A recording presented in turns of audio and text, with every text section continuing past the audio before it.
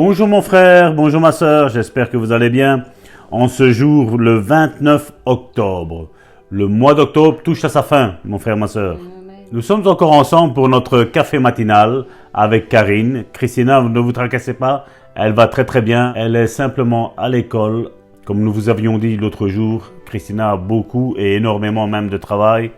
En plus de l'école, elle s'occupe à l'église pour les réunions prières aussi avec nos autres frères et sœurs pour porter la parole. Et c'est une bénédiction d'avoir Christina avec nous et elle nous bénit chaque jour. Amen. Et nous rendrons grâce à Dieu pour cela. S'il le fait avec Christina, s'il le fait avec Karine, s'il le fait avec moi, mon frère, ma sœur, il peut le faire avec toi. Amen. Rends-toi disponible à l'Esprit de Dieu et tu verras que Dieu va faire des choses miraculeuses avec ta vie, mon frère, ma sœur. Alléluia. Parce que nous servons un Dieu de miracles qui ne change pas. Il est le même hier, aujourd'hui et éternellement. Amen, amen. Karine, aujourd'hui tu prends quoi? Et je vais t'accompagner aujourd'hui. Un petit café? Un petit café, mon chéri. Ah, 2 petits cafés alors. Bien aimé, merci pour votre bienveillance à notre égard. Soyez Gloire à bénis. Dieu. Nous vous bénissons. Et je rends grâce à Dieu parce qu'une sœur, justement, ce matin, nous a envoyé une petite tasse qui est magnifique. Et comme elle sait que j'aime mon petit café, elle m'a offert une petite tasse et chaque fois que je le prends, eh ben, on a une petite pensée pour elle, ma sœur. Soyez bénis. Amen. Luc chapitre 13, verset 22 nous dit « Jésus traversait les villes et les villages, enseignant et faisant route vers Jérusalem. » Et le titre du message d'aujourd'hui est « N'attendez pas votre guérison, recevez-la par la foi maintenant. » Si vous avez besoin de guérison et qu'il n'y a pas de manifestation de l'esprit, comme les dons de guérison que nous pouvons trouver dans 1 Corinthiens chapitre 12, verset 9, qu'allez-vous faire? Laissez pénétrer en vous la parole de Dieu, c'est-à-dire la Bible. Nourrissez-vous de cette parole de Dieu. Nourrissez votre foi, car vous pouvez recevoir la guérison par la foi n'importe quand et n'importe comment. Car n'oublions pas, nous sommes des instruments entre les mains de Dieu. Mais celui qui guérit, celui qui fait les miracles, n'oublions jamais que c'est Dieu. Nous ne sommes que des vases. Comme je le disais encore hier à l'église, Salvatore n'est rien. Mais Dieu, celui qui vit en nous, l'Esprit de Dieu, est tout. Et c'est lui qui opère les miracles. Et n'oublions pas de toujours mettre Dieu de l'avant, parce que sans lui, nous ne sommes rien. Amen. Et donc poursuivons notre lecture en Luc chapitre 4. Il y avait aussi des lépreux en Israël du temps d'Élisée, le prophète. Et cependant, aucun d'eux ne fut purifié, si ce n'est Naaman le Syrien. On le voit au verset 27. Or, tous les lépreux en Israël auraient pu être purifiés s'ils avaient cru à l'alliance de guérison qui était citée dans Exode chapitre 34 verset 10.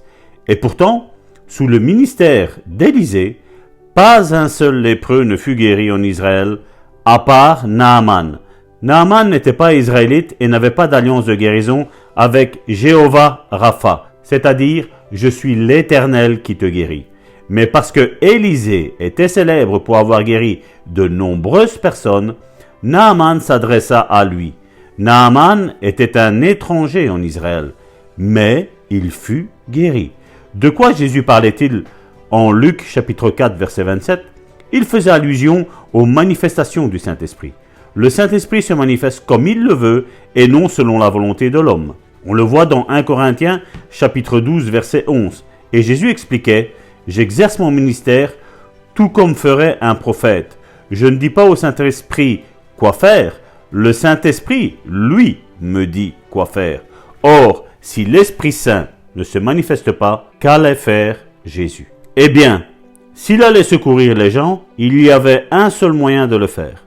D'après Marc chapitre 6, verset 6, qui nous dit « Jésus parcourait les villages d'alentour en enseignant ».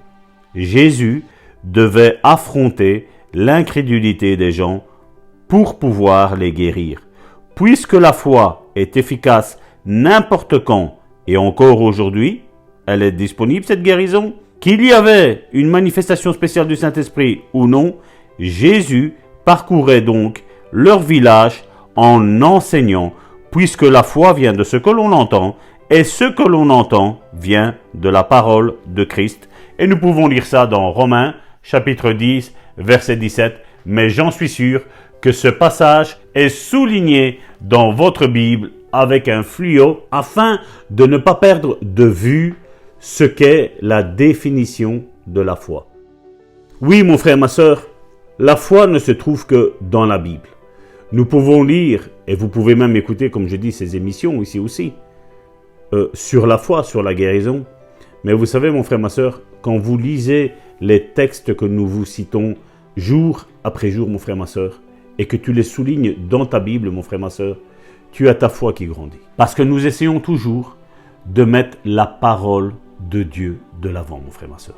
Nous ne sommes pas en train de dire, voilà, un tel homme de Dieu a dit, et que c'est quelque chose qui est en dehors de la parole de Dieu. Non, nous prenons la parole de Dieu, nous vous disons, voilà ce que la Bible a dit, et puis nous appuyons tout cela avec des témoignages que nous avons vécus, que nous avons lus, que nous avons trouvés, et nous vous les donnons, mon frère, ma sœur, afin que votre foi se nourrisse. Si ta foi, mon frère, ma sœur, se nourrit de ces paroles, je ne parle pas d'une manière religieuse, je parle d'une manière où tu dis, voilà Seigneur, cette émission s'appelle Foi et guérison, je veux ma guérison, et je veux prendre ce que le serviteur et la servante de Dieu, ainsi que Christina, quand elle est avec nous, nous dit, et je veux le mettre en application dans ma vie, parce que vous savez, mon frère, ma soeur, si nous ne serions pas certains de ce que nous dirions, vous croyez que nous utiliserions notre temps à vous faire des émissions? Non, mon frère, ma soeur, c'est parce que nous sommes persuadés, nous sommes convaincus, l'Esprit de Dieu ne change pas. L'Esprit de Dieu qui était sur Jésus, aujourd'hui est sur chacun d'entre nous, mon frère, ma soeur. Il n'y a pas besoin que Salvatore et Karine, nous venions chez toi, mon frère, ma soeur, pour t'imposer les mains. Nous savons que le Saint-Esprit, lui, est suffisant, mon frère, ma soeur, à faire croître ta foi, à venir là où tu es, à lui t'imposer les mains et que tu reçois ta guérison, mon frère, ma soeur, au nom de Jésus. Mais le problème qu'il y a, mon frère, ma soeur, c'est parce que bien souvent, nous voulons comprendre, nous voulons voir, alors que Dieu nous demande de croire. Dieu nous demande de croire que ce qu'il a fait dans la Bible, il est capable aujourd'hui de le faire pour ta vie, pour ma vie et pour nos vies, au nom puissant de Jésus. Amen, amen. Merci Seigneur encore pour cette parole que tu nous as donnée aujourd'hui. Et nous voulons faire cette bonne déclaration en disant « Je ne suis pas obligé d'attendre une manifestation spéciale de l'Esprit pour être guéri. Je peux être guéri par la foi maintenant, à l'instant même. L'incrédulité peut entraver ma foi. C'est pourquoi je me débarrasse donc de toute incrédulité, de tout doute, en me nourrissant de la parole de Dieu. » Et cette parole nous dit que sans la foi, il est impossible d'être agréable à Dieu. Parce qu'il faut que celui qui s'approche croit que Dieu est le rémunérateur de ceux qui le cherchent. Il récompense ceux qui prennent leur temps de le chercher dans la prière, dans la louange, dans la lecture de la parole. Oui, la parole est essentielle pour faire grandir notre foi. Sans elle, il est impossible de grandir dans la foi. Si nous laissons notre Bible de côté et que nous proclamons comme certains, Dieu ne me parle pas. Mais si, mon frère, ma sœur, si tu laisses ta Bible de côté, ne t'étonne pas que Dieu ne te parle pas. Amen. Parce qu'il aime parler au travers sa propre parole. Il aime faire ressurgir certains passages quand tu lis sa parole pour que tu puisses les comprendre, pour que tu puisses t'en imprégner et pour que ta foi grandisse. Voilà quelle est l'œuvre que Dieu fait quand nous méditons la parole. Il aime faire ce genre de choses, mais bien souvent le peuple de Dieu laisse et méprise la parole de Dieu et ensuite se plaint de sa condition spirituelle. Mais bien aimé, il ne faut pas qu'il en soit ainsi.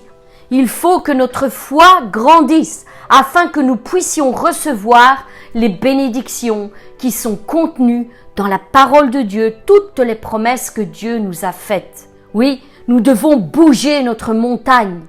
Nous devons dire « ôte-toi de là et jette-toi dans la mer ».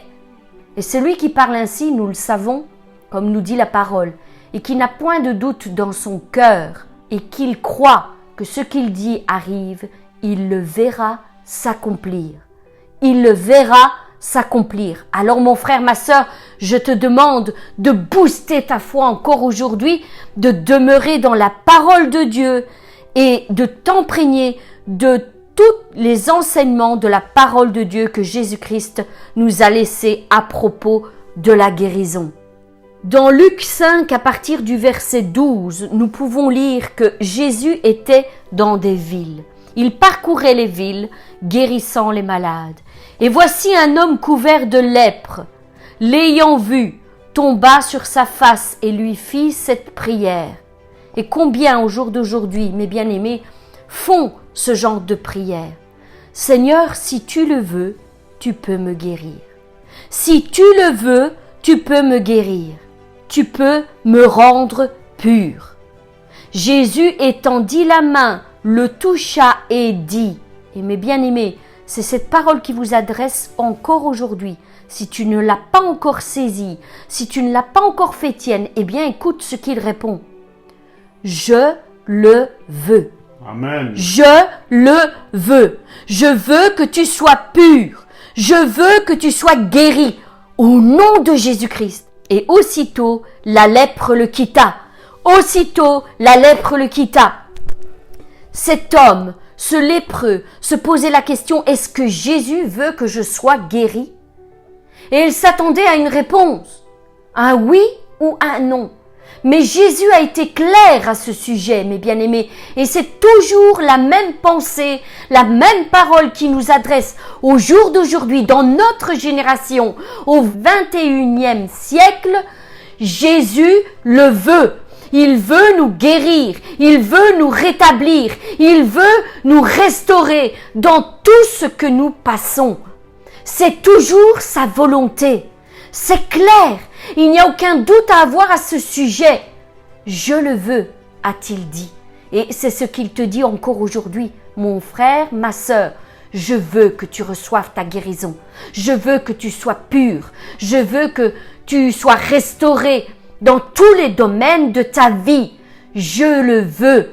Je désire que tu aies une vie remplie de bonheur, d'amour, d'espérance, de santé. Oui, une vie en abondance, comme je l'ai dit dans ma parole. Mes bien-aimés, recevez cette parole. Et comme il a été dit aujourd'hui, nous devons rester côte à côte avec Jésus-Christ, demeurer dans sa présence, nous imprégner de sa parole à tout moment pour que nous puissions recevoir le miracle qu'il désire nous donner. Il n'y a pas besoin d'attendre une manifestation spéciale, mais notre simple foi, celle qui croit et reçoit, peut recevoir la guérison maintenant par la foi. Mes bien-aimés, j'aimerais encore une fois vous rappeler que je mets à votre disposition toutes les vidéos, les compilations de tous ces mois que nous avons parcourus jusqu'au jour d'aujourd'hui, pour que vous puissiez justement demeurer dans la présence de Dieu. Bon nombre de guérisons se sont déjà effectuées au cours de ces mois, depuis janvier que nous avons commencé ces émissions Foi et Guérison. Il y a eu déjà d'innombrables guérisons, d'innombrables restaurations. Oui, de nombreux miracles se sont déjà établis. Vous pouvez les retrouver en parcourant les commentaires. C'est pourquoi j'ai décidé de mettre à votre disposition des compilations. C'est un concentré de la présence de Dieu. N'hésitez pas à les écouter les unes après les autres, mois par mois, afin de demeurer dans la présence de Dieu et de vous aussi être comptés parmi les témoins qui ont reçu leur guérison. Tout est à votre disposition, mes bien-aimés, et gratuitement, à tout moment, vous pouvez le faire. Vous pouvez les écouter et demeurer dans cette présence. Vous pouvez les mettre en action, les mettre en route et faire tout ce que vous avez à faire en attendant. Elles sont disponibles pour chacun d'entre vous. Ne vous privez pas de demeurer dans la présence de Dieu. Ne vous privez pas en pensant que cela n'a aucun effet sur vous. Au contraire, la foi vient de ce qu'on entend et ce qu'on entend vient de la parole de Dieu. Alors mes bien-aimés, demeurez dans la présence de Dieu. Demeurez dans la présence de Dieu. Et surtout, n'oubliez pas de vous abonner mes bien-aimés, afin de toujours recevoir les nouvelles pensées et méditations que nous mettons à votre disposition. Et de partager aussi avec les proches. Amen, amen. Partagez, abonnez-vous. Non seulement vous vous ferez du bien, mais vous contribuerez aussi à l'élargissement de notre ministère. Et je vous remercie pour cela. Merci pour tous les efforts que vous faites pour répandre la parole de Dieu autour de vous. Soyez bénis mes bien-aimés et que la paix et la grâce vous soient multipliées encore en ce jour. Quant à nous, nous nous retrouvons demain pour une nouvelle méditation. Soyez bénis.